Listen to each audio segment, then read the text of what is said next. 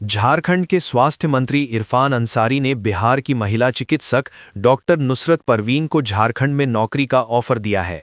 उन्होंने 3 लाख रुपए वेतन, मनचाही पोस्टिंग और सरकारी आवास का आश्वासन दिया। मंत्री ने कहा कि झारखंड में महिलाओं का सम्मान और सुरक्षा सर्वोपरि है। ये प्रस्ताव बिहार में हिजाब विवाद की बात सामने आया है। सरकार का कहना है कि योग्य डॉक्टरों को हर संभव सम्मान मिलेगा। राजधानी रांची के टाटीसिलवे रेलवे स्टेशन के पास नाबालिग लड़की से दुष्कर्म की गंभीर घटना सामने आई है।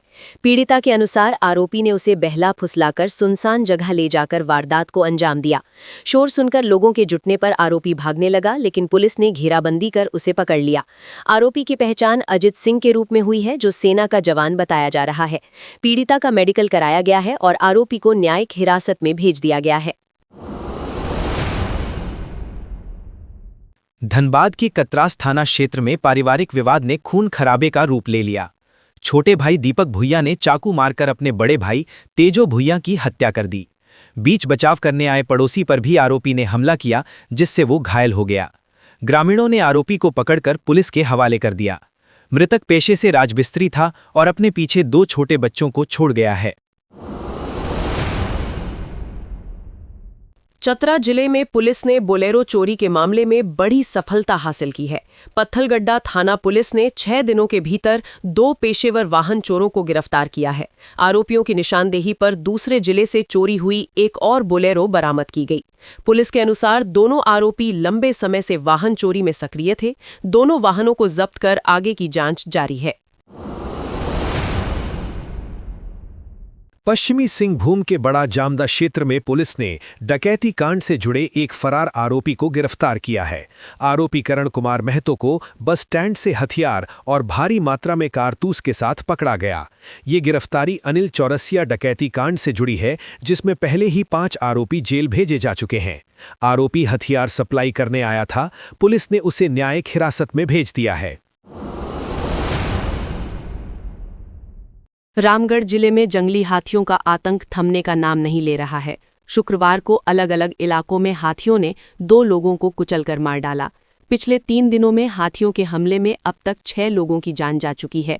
बताया जा रहा है कि जिले में 42 हाथियों का झुंड घूम रहा है। वन विभाग लोगों से सतर्क रहने और हाथियों के पास न जाने की अपील कर रहा है। बच्चों से जुड़े यौन अपराध मामलों में झारखंड ने नई मिसाल कायम की है।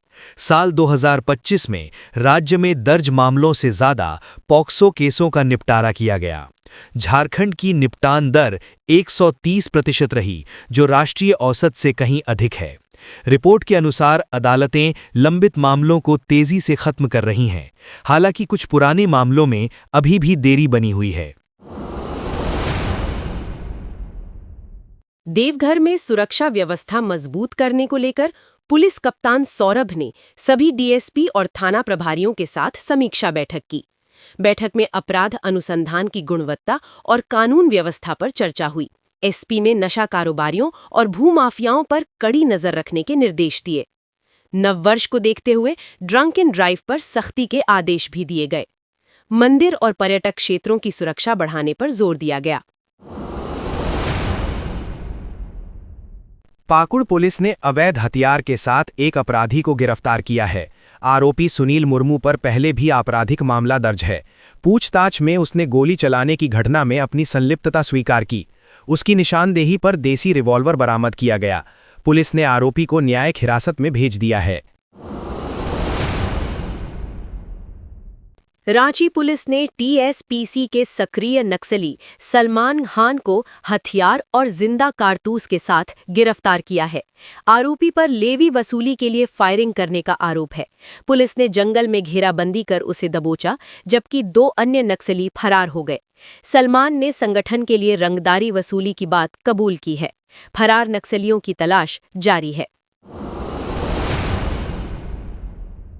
गिरिडीह में एक व्यक्ति के खाते से 999 करोड़ रुपए माइनस दिखने का मामला चर्चा में है।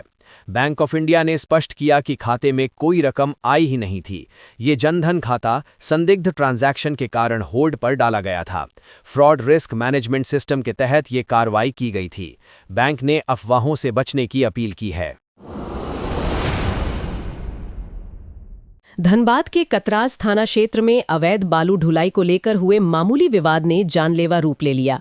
रॉन्ग साइड से आ रहे ट्रैक्टर चालक ने बाइक सवार महावीर महतो को पहले टक्कर मारी और विरोध करने पर जानबूझकर ट्रैक्टर चढ़ा दिया। इस घटना में महावीर महतो की मौके पर ही मौत हो गई, जबकि उनकी बेटी बाल बाल बच गई। घटना के बाद इलाके में भारी आक्रोश फैल गया और NH-32 जाम कर दिया गया। पुलिस ने ट्रैक्टर जब्त कर चालक को हिरासत में ले लिया है। पलामू जिले के हुसैनाबाद थाना क्षेत्र में ठंड से बचने के लिए जलाई गई बोरसी जानलेवा साबित हुई। बंद कमरे में धुआं भरने से नानी और नातिन की दम घुटने से मौत हो गई, जबकि मां की हालत गंभीर बनी हुई है। तीनों एक ही कमरे में सो रहे थे। ग्रामीणों ने अस्पताल पहुंचाया, जहां डॉक्टरों ने 2 को मृत घोषित कर दिया। पुलिस ने शवों को पोस्टमार्टम के लिए भेज दिया है। कोडरमा जिले के तिलैया थाना क्षेत्र में नाबालिग लड़के और लड़की के साथ मारपीट और यौन शोषण का गंभीर मामला सामने आया है। आरोपियों ने हथियार के बल पर दोनों को डराया, वीडियो बनाया और वायरल करने की धमकी देकर पैसे वसूले। पीड़ित ने किसी तरह पैसे भेजकर जान बचाई और थाने पहुंचा। पुलिस ने मामला दर्ज कर जांच शुरू कर दी है। आरोपियों की तलाश जारी है। लातेहार में PLFI नक्सली संगठन को बड़ा झटका लगा है। 1 लाख का इनामी नक्सली आलोक यादव ने हथियार के साथ आत्मसमर्पण कर दिया। आलोक यादव पर 35 से अधिक मामले दर्ज हैं और वो लंबे समय से संगठन का सक्रिय सदस्य था। पुलिस ने बताया कि आत्मसमर्पण नीति से प्रभावित होकर उसने यह कदम उठाया। अधिकारियों ने इसे नक्सल मुक्त झारखंड की दिशा में बड़ी सफलता बताया।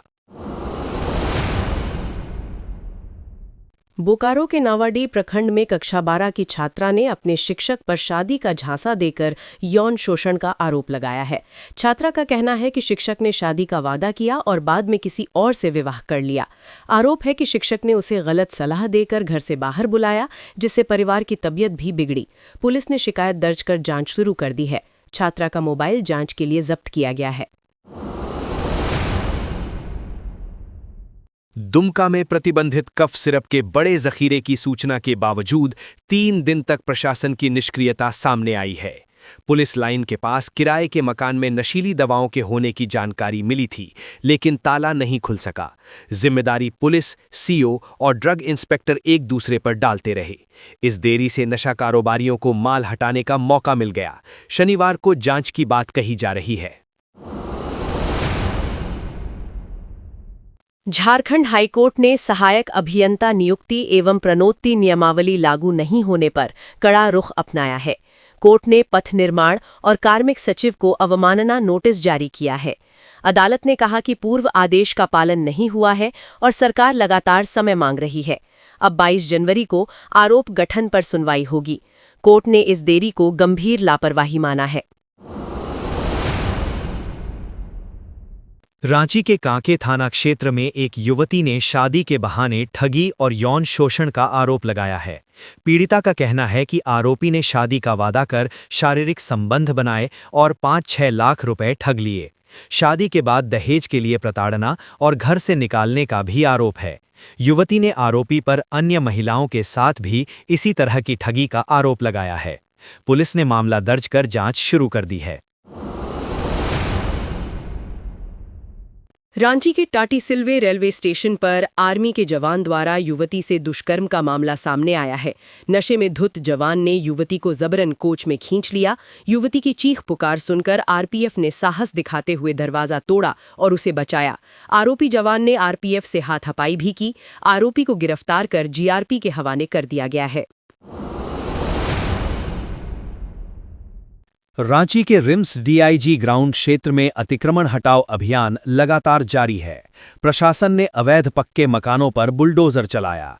हालांकि कुछ मजबूत इमारतें अभी गिराई जानी बाकी हैं। आनंदम अपार्टमेंट को चरणबद्ध तरीके से तोड़ा जा रहा है। भविष्य में अतिक्रमण रोकने के लिए DIG ग्राउंड के चारों ओर बाउंड्री वॉल बनाई जाएगी। प्रशासन ने साफ किया है कि सरकारी जमीन पर कब्जा बर्दाश्त नहीं होगा। झारखंड अधिविद्य परिषद ने कक्षा 9वीं और 11वीं के छात्रों के लिए बड़ा बदलाव किया है। जैक ने सत्र 2025-27 के लिए 11वीं के पंजीयन और परीक्षा आवेदन की प्रक्रिया शुरू कर दी है। अब 9वीं और 11वीं की परीक्षा OMR शीट पर और पूरी तरह बहुविकल्पीय प्रश्नों के आधार पर होगी। पंजीयन 18 दिसंबर से 2 जनवरी तक बिना विलंब शुल्क के होगा, जबकि लेट फीस के साथ 3 से 9 जनवरी तक मौका मिलेगा। जैक का कहना है कि इससे पारदर्शिता बढ़ेगी और छात्रों को प्रतियोगी परीक्षाओं की तैयारी में मदद मिलेगी। पाखुड़ में एसडीपीओ के औचक निरीक्षण में गश्ती ड्यूटी में भारी लापरवाही सामने आई है। शीतला मंदिर टीओपी में पुलिसकर्मी सोते पाए गए, जबकि गश्ती दल अवैध वसूली करता दिखा। रिपोर्ट मिलते ही एसपी निधि द्विवेदी ने 6 पुलिसकर्मियों को तत्काल प्रभाव से निलंबित कर दिया। एसपी ने साफ कहा है कि सुरक्षा में लापरवाही किसी कीमत पर बर्दाश्त नहीं होगी। शहर में बढ़ती चोरी की घटनाओं के बीच ये कार्रवाई सख्त संदेश मानी जा रही है। बिरसा कृषि विश्वविद्यालय के अंतर्गत कृषि कॉलेजों में सह प्राध्यापक सह वरीय वैज्ञानिक के बैकलॉग पदों पर नियुक्ति प्रक्रिया रद्द कर दी गई है। झारखंड लोक सेवा आयोग को 2.5 साल बाद भी योग्य अभ्यर्थी नहीं मिले। एसटी के लिए आरक्षित 6 पदों पर एक भी पात्र उम्मीदवार चयनित नहीं हो सका। सभी पद कृषि कॉलेज गढ़वा, गोड्डा और देवघर से जुड़े थे। वहीं जेपीएससी ने सहायक लोक अभियोजक परीक्षा का मॉडल आंसर भी जारी कर दिया है। दुमका के हंसडेहा बाजार में वाणिज्य कर विभाग की छापेमारी से व्यापारियों में हड़कंप मच गया। कोमल ट्रेडर्स में देर शाम तक स्टॉक और बिलों की जांच चली। जांच की खबर फैलते ही हंसडीहा और सरैया हाट बाजार की कई दुकानें बंद हो गईं। विभाग को लंबे समय से टैक्स चोरी की शिकायतें मिल रही थीं। अधिकारियों ने साफ किया है कि आने वाले दिनों में और भी प्रतिष्ठानों की जांच होगी। हेमंत सरकार ने क्रिसमस पर्व को देखते हुए दिसंबर महीने का वेतन समय से पहले देने का फैसला किया है। राज्य के सभी कर्मचारियों को 23 दिसंबर से वेतन का भुगतान किया जाएगा। वित्त विभाग ने सभी कोषागारों को निर्देश जारी कर दिए हैं। राज्य कर्मचारी महासंघ ने इस फैसले का स्वागत किया है। कर्मचारियों का कहना है कि इससे त्योहार और नए साल की तैयारी आसान होगी। बीजेपी प्रदेश अध्यक्ष बाबूलाल मरांडी के बयान को लेकर झारखंड की राजनीति गर्मा गई है। झामुमो नेता सुप्रियो भट्टाचार्य ने इसे झारखंड विरोधी करार दिया। उन्होंने कहा कि क्या बाबूलाल मरांडी सीएजी बन गए हैं जो सरकार से हिसाब मांग रहे हैं। वहीं बीजेपी ने पलटवार करते हुए कहा कि केंद्र पैसा देता है तो हिसाब मांगना जायज है। इस मुद्दे पर सत्ता और विपक्ष आमने सामने हैं। रांची में रिम्स की जमीन से अतिक्रमण हटाने का मामला अब सियासी रंग लेने लगा है। नेता प्रतिपक्ष बाबूलाल मरांडी ने मुख्यमंत्री को खुला पत्र लिखकर अधिकारियों पर कार्रवाई की मांग की है। उन्होंने सवाल उठाया कि फर्जी दस्तावेजों से जमीन की रजिस्ट्री और म्यूटेशन कैसे हुआ। बाबूलाल ने बेघर हुए लोगों को वैकल्पिक आवास या मुआवजा देने की भी मांग की है। उन्होंने पूरे मामले में एफआईआर और निलंबन की मांग की है। झारखंड में जल जीवन मिशन के तहत नल जल योजना बुरी तरह प्रभावित हो रही है। राज्य सरकार ने केंद्र सरकार पर राशि नहीं देने का आरोप लगाया है।